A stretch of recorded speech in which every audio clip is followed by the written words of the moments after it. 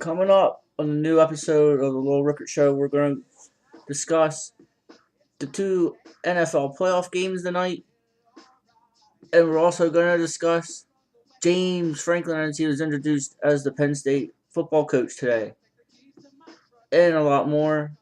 Now your host, Little Rickert. Good evening. I'm Little Rickert, and welcome to the new edition of the Little Rickert Show. Uh, the two playoff games are in the books, and two participants are in each conference's title games. We'll also discuss some basketball as Carolina and Syracuse played today. And we'll also discuss, I got plenty to discuss on the new hire, James Franklin, what he had to say. All I'm going to say is, as you can see, I'm pretty pumped.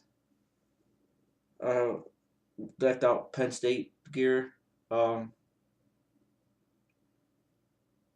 was excited when Bill O'Brien took over, but I'm really pumped after what Franklin said today. We'll get into that. So let's go into game number one today in the NFL playoffs in the semifinals of the NFC. Saints in Seattle. Seattle moved on to win today, 23-15. They were up. It was pretty much over, 16-0 at half. They used the ground game today and used it to their benefit. They outgained the Saints 174-108. That was pretty much the difference of the ball game. Marshawn Lynch, 28 carries, 140 yards, and a couple of scores. They pretty much controlled the clock, although Saints outgained Seattle 409-277, but it was the ground game wearing down Saints defense, where last week they were able to shut Shady down in the Eagles running game. This week could not shut down Seattle's running game, and Seattle moves on to the NFC Championship game next Sunday night. Drew Brees, 24-43, 309 yards in the score. Colston had a good ball game, 11 catches, 144 yards, and a touchdown, but he had a bonehead play at the end where if he steps out of bounds, he gives Drew Brees a reasonable shot at maybe tying the game up, or well, at least getting a touchdown going for two. But instead of going out of bounds, he decides to throw a lateral, and it ended up being an illegal forward pass. Ball game over. That was a bonehead play there. So that was the story. That's the story of that ball game.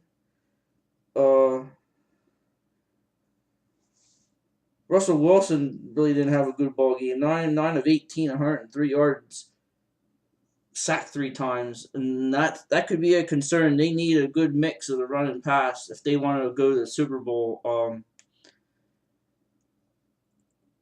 If it's 49ers or Panthers, both teams play good defense. They need Russell Wilson to step up his play if they want to move on. But they got the ground game going, and that definitely helps. If you can run the football, you're gonna pretty much win the football game.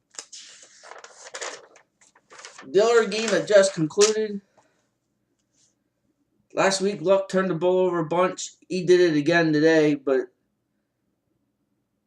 New England also ran the football today.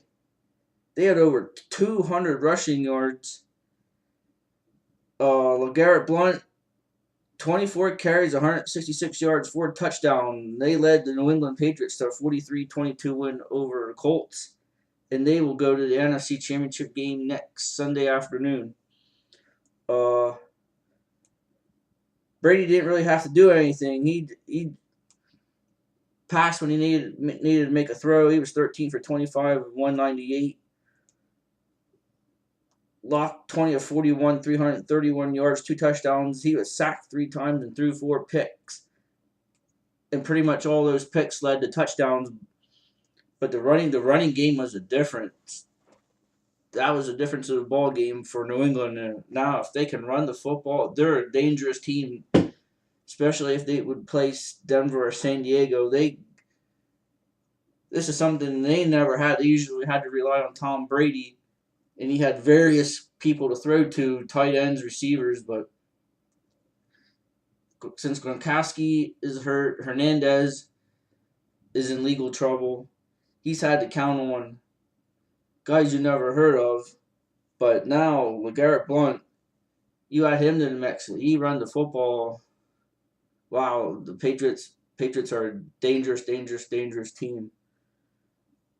So that's all on that.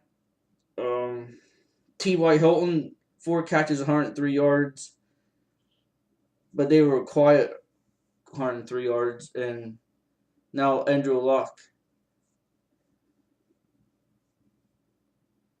is home early. So now the question, now he's gonna start being answered to questions that Tony Romo can't win the big game. So um, that's it. You got the 2 games tomorrow. 49ers, Panthers, Chargers at Denver. Uh, and that's it for that. That'll be the end of this segment. Um,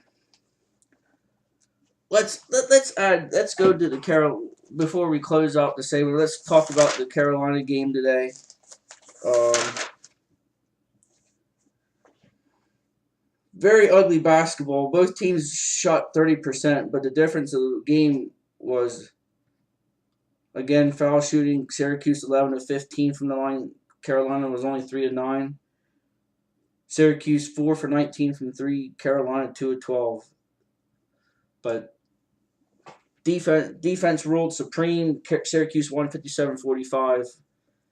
Also, Duke lost. So you got Carolina and Duke now looking up at Syracuse in the ACC, and gotta tip your hat to Syracuse. Right now, they are red hot, and they're right there with Arizona, the 2 hottest teams in college basketball, and there's no more to say. Syracuse is a good basketball team.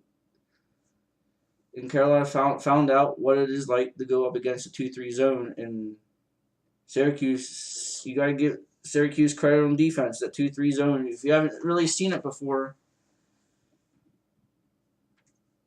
it's a different animal, and that's about it. Pitt won today too, so that's all I got on that.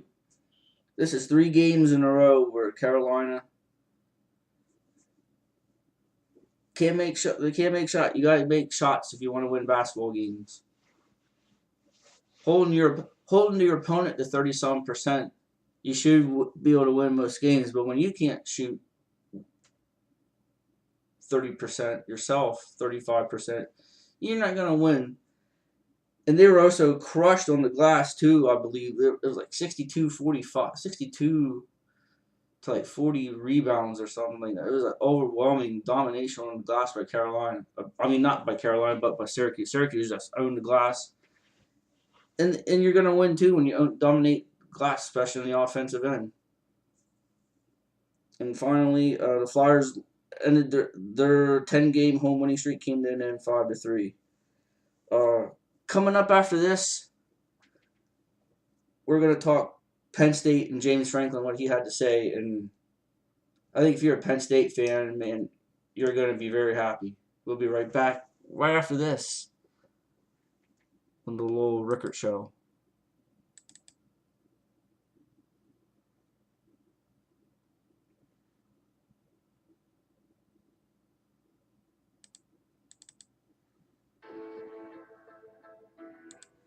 We'll be right back right after this.